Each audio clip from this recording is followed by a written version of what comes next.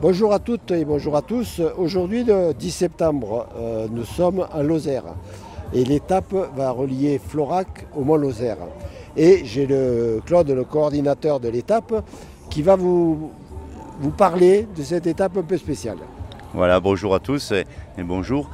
Voilà, donc aujourd'hui, c'est la 8e fois que le TCFIA est en Lozère, à Florac pour la 2e fois. Donc ça c'est toujours les étapes lozériennes que l'on qualifie d'étapes de montagne. C'est vrai qu'aujourd'hui les filles vont passer au point culminant du TCFIA, le col de Finiel, 1540 quelques mètres. Voilà. Mais c'est une belle étape puisque vous savez que la Lozère, par la variété de ses paysages, on va partir de Florac, capitale du parc national des Cévennes. On va remonter en direction de la source du Tarn jusqu'au magnifique village de Pont-de-Montvert, un des hauts lieux des guerres de religion. Ensuite, le mythique col de Finiel pour rattraper la vallée du Lot. Ensuite, on descend un petit peu la vallée du Lot et on montera jusqu'au col de la Pierre Plantée. Alors, je me permets ces petites parenthèses parce qu'elles sont géographiques, mais elles sont importantes pour le département. Elles vont passer à un endroit que l'on appelle le toit de la France. À savoir que de ce même point, à quelques mètres près, il y a des rivières qui vont abonder le bassin de la Loire, d'autres qui vont abonder le bassin de la Garonne et d'autres qui vont abonder le bassin rhodanien. C'est quand même... c'est important. Voilà. Et puis après, on va traverser la plaine de Montbel. Les concurrentes, vont traverser la plaine de Montbel, la montagne du Goulet et enfin l'arrivée en altitude, au Mont Lozère, comme à l'accoutumée, comme nous l'avions toujours décidé. Voilà. Donc on se rend compte que c'est une étape importante et c'est, je le répète, une journée aussi importante puisque elle est dédiée à notre ami Jean-Paul. Voilà, alors merci, tu n'avais pas besoin de me le rappeler, mais je sais qu'il est derrière moi. C'est grâce à Jean-Paul que le TCFIA est en Lozère, puisque c'est lui qui un jour m'a appelé. Et cette année, depuis le 20 février, Jean-Paul n'est plus avec nous, mais je me rends compte du travail énorme qu'il abattait. Je m'en rends compte aujourd'hui puisque je me retrouve non pas seul, il y a un collègue qui est venu nous rejoindre, mais qui apprend tout, comme je l'ai appris de Jean-Paul, mais je ne serai jamais le maître qu'il a été. Voilà, et je remercie Jean-Paul, je pense très fort à lui. Donc à travers cette expression et ce commentaire, on s'aperçoit que les bénévoles du TCFIA sont une grande famille. Merci. Je vais vous parler maintenant de deux personnes qui travaillent pour la communication. Tout d'abord, Fred. Bonjour Fred. Alors, une question toute simple. Que fais-tu pour la communication ?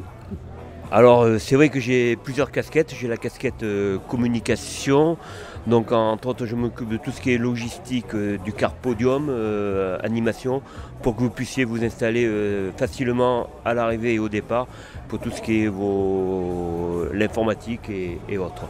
Parallèlement avec ce car podium Crédit Mutuel, je m'occupe de tout ce qui est animation, départ, des courses, des étapes essentiellement.